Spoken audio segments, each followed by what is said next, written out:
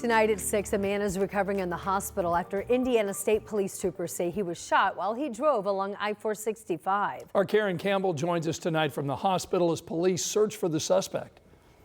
Well, the victim in this case is expected to be okay.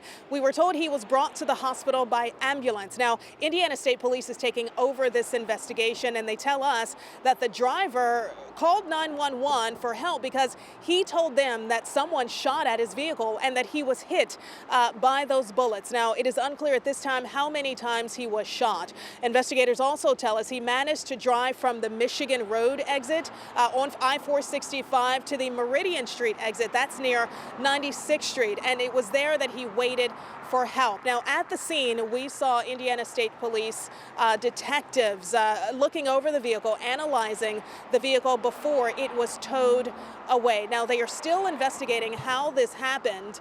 They are speaking with the victim again, trying to gain more information on a possible suspect and a possible suspect's vehicle.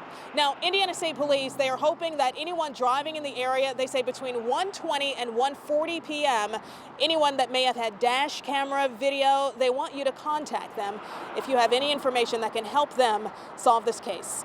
Karen Campbell, 13 News.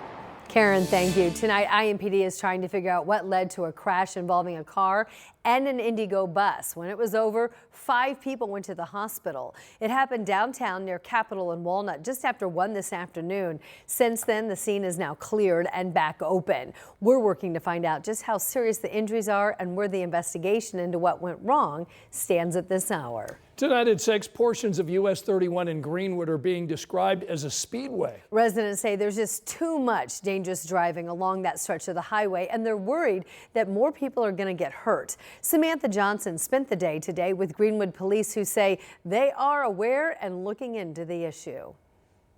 It's one of the 2 main highways through the heart of Greenwood, but now residents say speeding, reckless driving, even racing are taking over US 31. Greenwood police officer Jason Grable says it's not a new problem, but it is a noticeable one. US 31 has some long stretches in between stoplights that are very popular for the young people to run a little hotter than they should.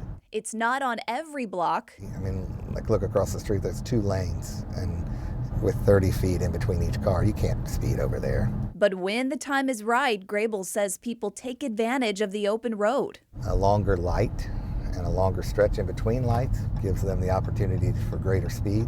And it's not just Greenwood police who are taking notice of what's going on 31. One person who lives nearby called it a drag strip. Another man who lives right around the corner, he asked not to be identified, but he told me he can hear the commotion from 31 every Saturday night. The Mustangs and the Camaros and the Challenger, Chargers, yeah, they race through here. And I'm sure they are frustrated just as we are. So what are police doing about it? Our men and women have conducted 985 directed patrols. That's just this year, when officers will sit and watch traffic in hot spots across the city. And what can you do to keep your family safe? And so you have to be extra aware and make sure to use that signal very early. And Grable says don't be afraid to call police. If somebody observes a vehicle driving in a manner which is reckless and dangerous, absolutely. That's why we have a drag strip, and that's where you're supposed to be doing this, not doing it on 31. In Greenwood, Samantha Johnson, 13 News. We looked at the numbers, and Greenwood police say so far this year compared to last, the number of traffic stops across the city actually is down. You can read more of the metrics from the department. We have them posted for you online at WTHR.com. And that's not the only safety concern on streets around central Indiana. Last month, Marion County saw a staggering 103 pedestrians hit by cars. 7 of those people died. So what's causing this, and what is the solution? IndyPed Crisis tracks these incidents across our city, creating this heat map for the most dangerous intersections here in Indianapolis. So today we set up a camera at one of them, College and Mass Ave, and within just an hour, we spotted distracted drivers and distracted pedestrians. That's not to mention people running red lights and speeding. In the last year, the city and local communities have tried new ways to reduce crashes. You can find our stories on those efforts right now. We've got it posted on WTHR.com and the 13 News app. Right now, there's a death investigation underway after a body was found at an East Side retention pond. We want to show you the scene within the last hour near 21st Street and German Church Road. IMPD says that a neighbor called after spotting that body in the water. Investigators are now trying to figure out who that person was and how they ended up there. Tonight at 6, an Indianapolis family finally has answers to a decades-old question. Who was responsible for the murder of their loved one? Today, IMPD talked about the DNA testing advances that is bringing potential closure to the cold case murder of Carmen Van Huss. Our 13 News reporter Emily Longnecker is here with their message for other families still waiting for answers.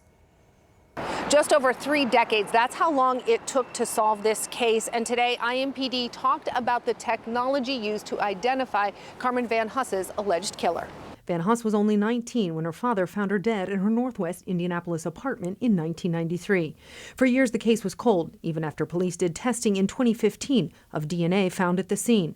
Then this past year, investigators revisited the case using advanced DNA technology, comparing the results to information in genealogy databases. That resulted in new leads, which police say led them to 52-year-old Dana Shepard, living in Missouri.